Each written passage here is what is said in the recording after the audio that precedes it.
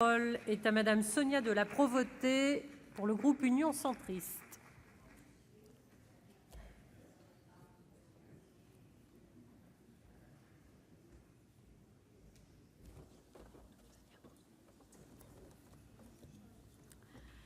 Madame la présidente, monsieur le ministre, madame le président de la commission, mes chers collègues, le budget 2019 de la mission culture est stabilisé par rapport à 2018. Néanmoins, comme l'a justement noté notre rapporteure Sylvie Robert, il appelle un certain nombre de remarques. Sur la forme d'abord, on constate des ajustements à la baisse concernant par exemple les bourses, l'enseignement supérieur culturel ou le fonds PEPS. Cela répond au souhait d'atteindre une plus grande sincérité budgétaire.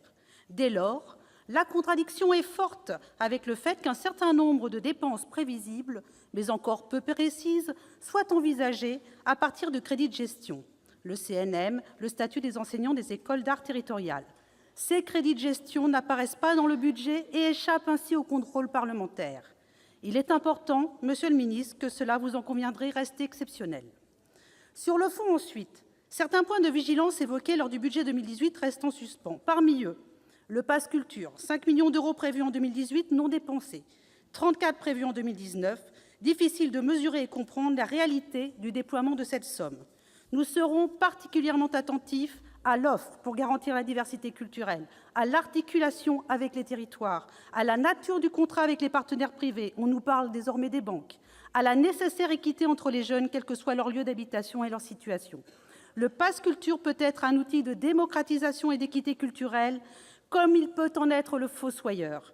C'est bien plus qu'une promesse de campagne, c'est même pour cela qu'il ne doit pas toujours être ramené à la promesse tenue et bien dépasser les contraintes politiques et de calendrier. Le Centre national de la musique, il peine à se créer après moult rapports. Il est vital pour la filière et doit démarrer cette année. On ne voit pas de financement à la hauteur de ce grand projet.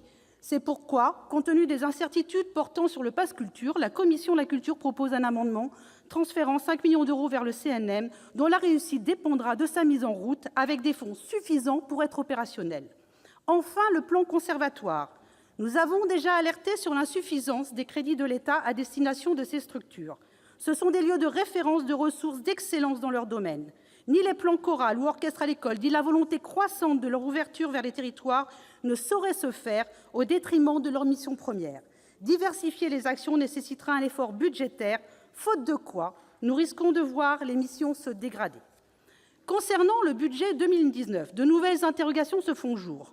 La première porte sur les arts visuels, la place qui leur est faite dans la politique culturelle.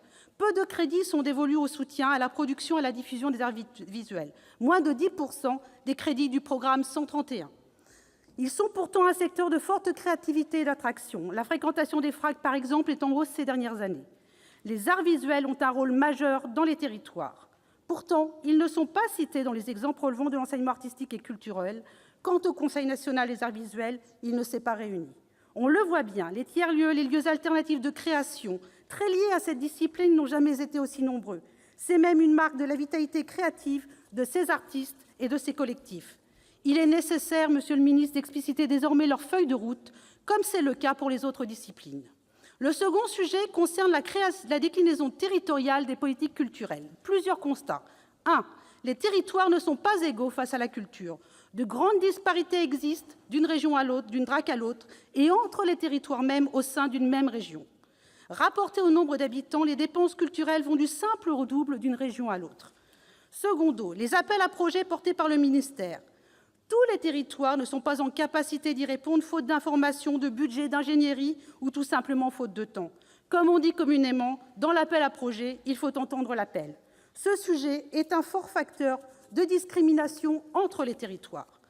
3. La nouvelle donne budgétaire des collectivités avec la contractualisation et le plafonnement des dépenses qui vaut aussi pour les budgets culture en région.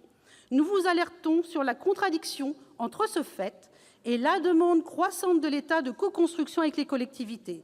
Certes, les collectivités sont la clé pour que les droits culturels soient une réalité. Encore faut-il qu'elles en aient les moyens et qu'on les y autorise. Enfin, on note une certaine incohérence de crédits destinés à la politique territoriale. Par exemple, dans l'action soutien à la démocratisation et à l'éducation artistique et culturelle, ils baissent de 8,3 millions d'euros alors qu'ils sont censés financer le plan Culture près de chez vous. Voyez-vous, monsieur le ministre, Clarifier la politique culturelle territoriale et ses critères de choix est essentiel. La fracture culturelle est avant tout une fracture citoyenne. Le dernier point concerne l'éducation artistique et culturelle, action qui mobilise aussi le ministère de l'Éducation nationale. Doté de 198 millions d'euros, il convient de clarifier la traduction de ce budget entre vos deux ministères. L'EAC, une des clés de la réussite du pass culture, c'est ce qui construit le chemin de la connaissance et de l'appétence pour la diversité culturelle. C'est un outil majeur pour fabriquer des citoyens éclairés. Nous souhaitons que cette année se traduise budgétairement de part et d'autre pour chacun des axes de l'EAC, considérant, et vous en êtes certainement d'accord, monsieur le ministre, que ni la culture ni l'éducation prédominent, mais qu'elles sont solidaires aussi en montant budgétaire pour ce grand défi. Je viens enfin à la question du patrimoine. Avec notre rapporteur Philippe Nachbar, nous ne pouvons que nous réjouir de voir le patrimoine sortir des années 17. Le patrimoine suscite un engouement de la société civile, chacun a pu s'en emparer, c'est une mobilisation citoyenne. Comme en témoigne le succès du loto du patrimoine, de la mission de Stéphane Bern et celui des Journées du patrimoine. À ce propos, nous vous demandons, monsieur le ministre, de maintenir l'amendement de la commission des finances voté à l'unanimité, défendu sur ces bancs mercredi dernier, pour maintenir les ressources fiscales du loto vers le patrimoine. Cela évitera, comme cette année, les acrobaties de fin d'exercice budgétaire. Dans le même temps, le discours de l'État sur le patrimoine est pour le moins ambigu, comme lors de la discussion sur la loi ÉLAN concernant le rôle des architectes des Bâtiments de France, par exemple.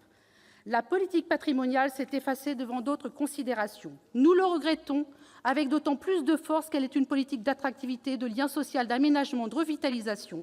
Elle ne saurait être une variable d'ajustement. Pour cela, elle doit être équitablement déclinée sur tous les territoires. Nous nous réjouissons donc de la pérennisation du fonds incitatif créé pour les petites communes à faible potentiel financier. Effort de diffusion louable vers les territoires. Cependant, il reste loin des besoins. Il manque une visibilité, un calendrier, une cartographie nous permettant de nous projeter sur un plan d'action sur tout le territoire français. La déconcentration des crédits est nécessaire partout où les besoins existent, car le patrimoine, c'est aussi le plus petit patrimoine, classé ou non. Celui qui est le fruit de notre histoire et fait la valeur, l'image de nos communes. 2000 sites patrimoniaux classés ou inscrits sont en péril. Les protéger coûterait 2,5 milliards d'euros. Que dire alors du patrimoine non inscrit dont la valeur est intimement liée au territoire auquel il appartient ?